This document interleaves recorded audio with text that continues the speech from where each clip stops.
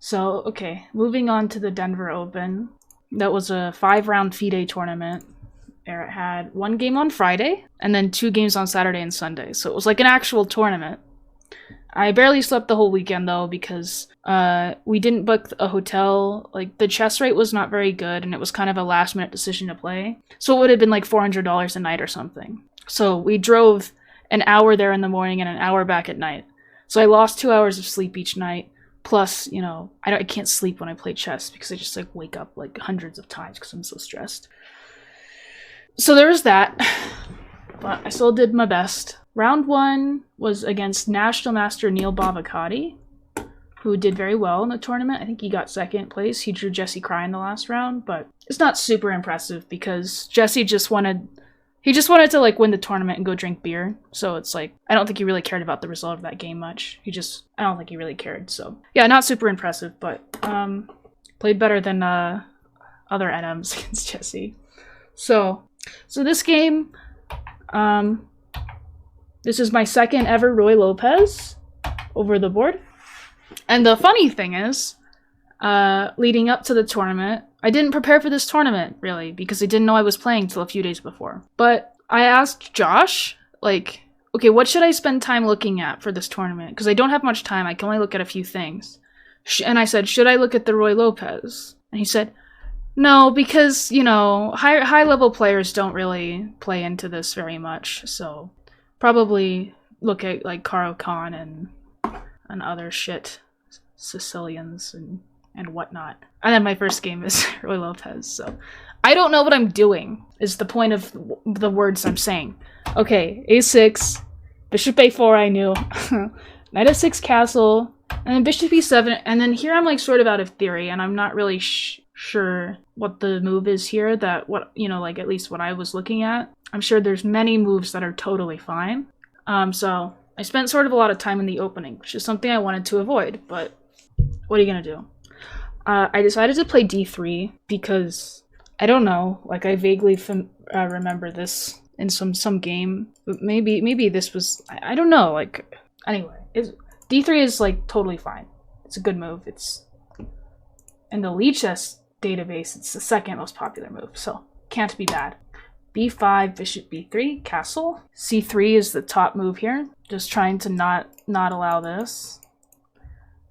Bishop b7. I think normally they play d6 here, and then I play like h3 would make sense. Just not allowing this at all, and also not allowing this. But he played bishop b7, and now I'm like not quite sure what to do. So I just played rook e1 because this is just a very common move. And I'm sort of opening the f1 square for my knight. I'm protecting my e-pawn in case d4 needs to be played at some point. I think it's a good move. a4 happens sometimes. Yeah, I was debating a4, but it just didn't feel right here without d6 included. It just felt wrong to me for some reason. But rook e1 is top move in Lichess database, so whatever that means. e1 is fine. Now he plays d6. And I did think about a4 for a while, but I just didn't think it was necessary anymore. I think I have another plan that is much better. So I played knight b to d2, which is, you know, looks fine. Knight a5, bishop c2 is good, not allowing him to do all this shit. c5, knight f1, and I'm like, I've been playing top moves the whole game since d3 apparently. And I'm just gonna follow through with this plan and figure the rest out later. Queen c7, knight g3, rook f to e8, knight f5, bishop f8, and now bishop g5.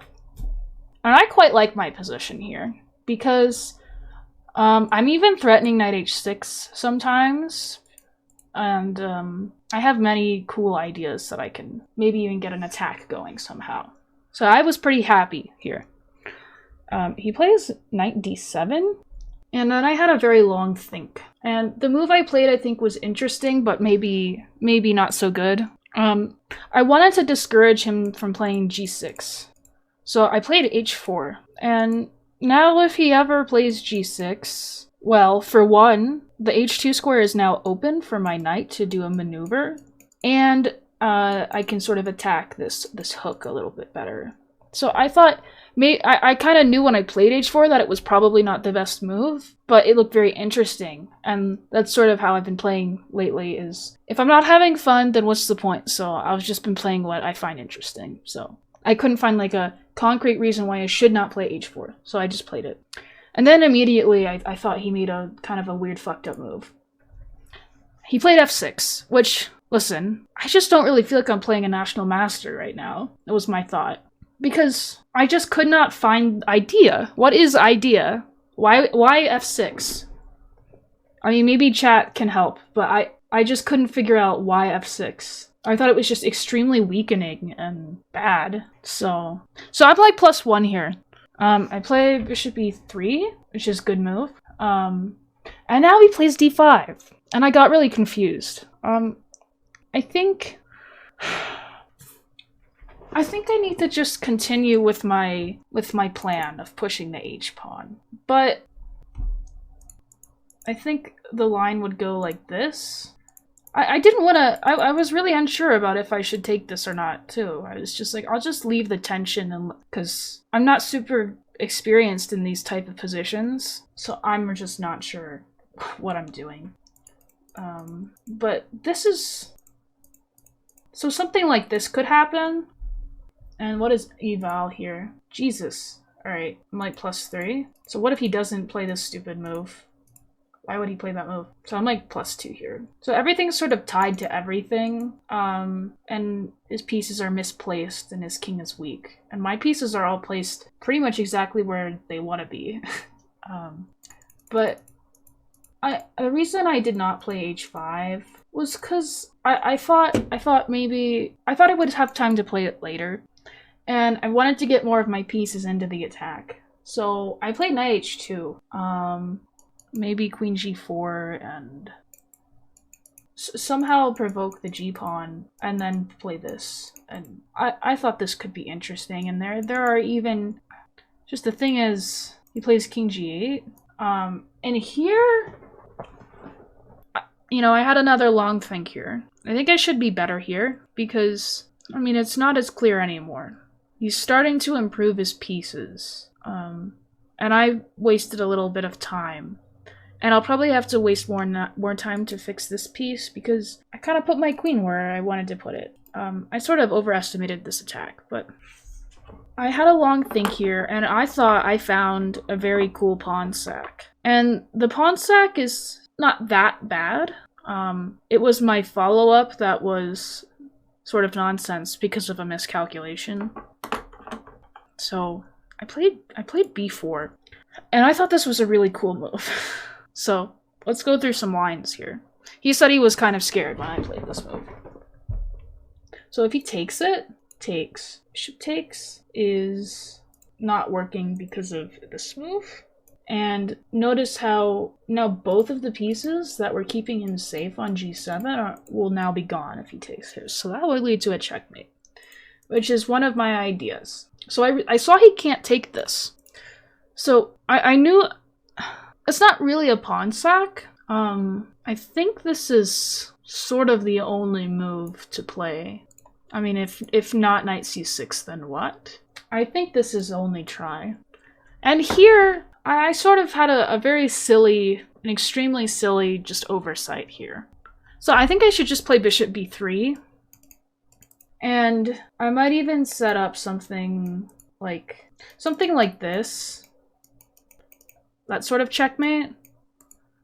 So he has to be very careful. I think bishop b3 first, then this is like not so bad for me actually. Because he has to play some moves that are hard to find here. I'm pretty sure, so if like d4, say bishop d2, it's just tough because he doesn't want to give me this file. And I have this plan of putting the knight on g6. So this could be quite good. I mean, with best moves, then maybe I should be a little worse. Like bishop c8 looks pretty uncomfortable for me actually, but I don't think I'm losing here by any means. The problem was I don't know. I played bishop c5, and I thought this would be like a really great position, especially if he has to take this. But I just didn't realize that this is just, I'm just hanging a pawn now. It's like a one move, missed like X-ray attack. So the game just sort of ended with one stupid move, which was very unlucky because I was having fun. Bishop b3, it would have been a very interesting game, but bishop c5 just kind of immediately loses. Maybe in my head I thought like my queen was attacking, like defending this or something. I can't really explain it. I guess I'm just rusty that I would miss something so simple, but that was a rough game, and then, you know, I tried my best to stay in the game for a little while. And like I actually equalized a little later. So I'll keep looking at the game. This was like quite a stupid move, I thought. I didn't really understand this at all. I thought that was one of the worst moves I'd ever seen. Not in the sense that it blunders material, but he's giving me like a lot of play for no reason, and he had like a really good knight here.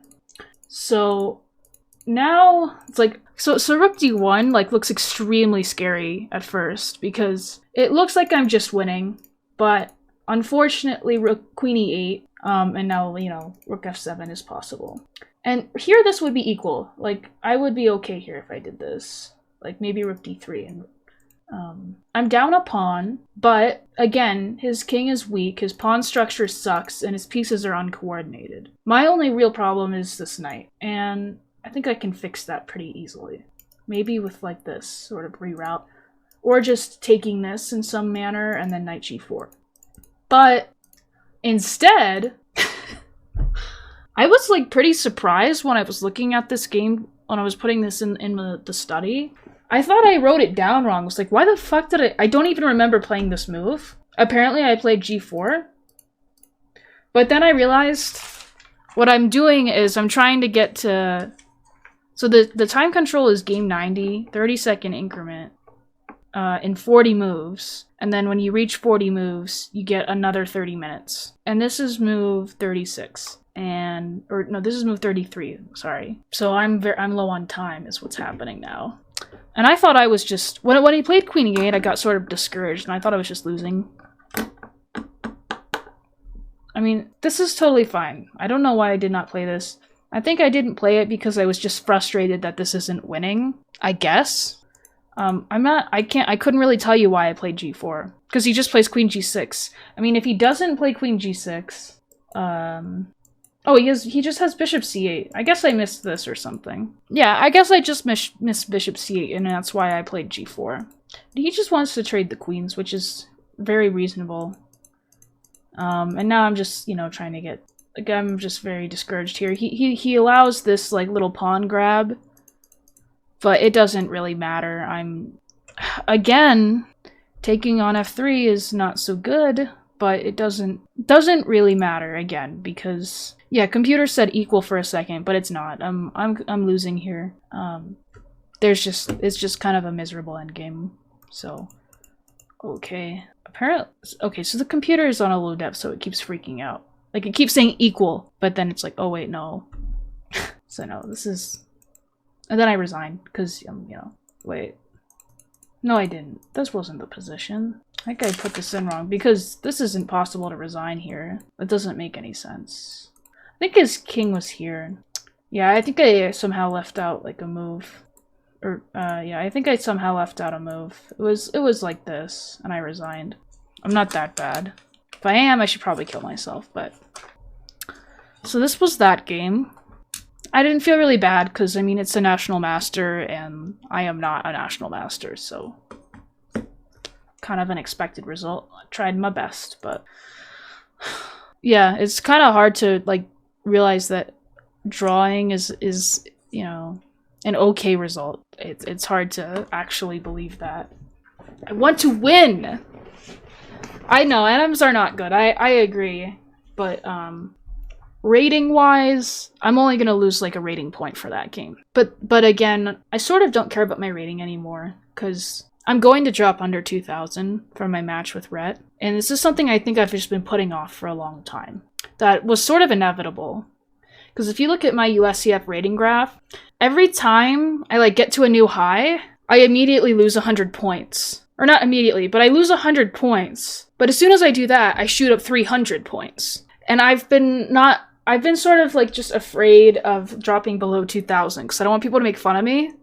But I don't know, like, I don't really give a shit because I see these people who are, you know, like 2150 for their whole lives and just trying to get to NM, but they aren't really very good and they aren't improving. They form really bad habits that win games, but long term are like terrible habits, and they're actually sort of getting worse at chess, even though they are gaining rating points. And I don't want to be like that. I'd rather actually get better at chess than like try my whole life to be a national master and then get it and then quit chess because it's not even fun anymore because of the way I force myself to play. So anyway, little rant there. So I'm gonna drop below 2,000, which I'm pretty excited for, because then people like will really hate playing me because I don't think I'm a 1900 rated player.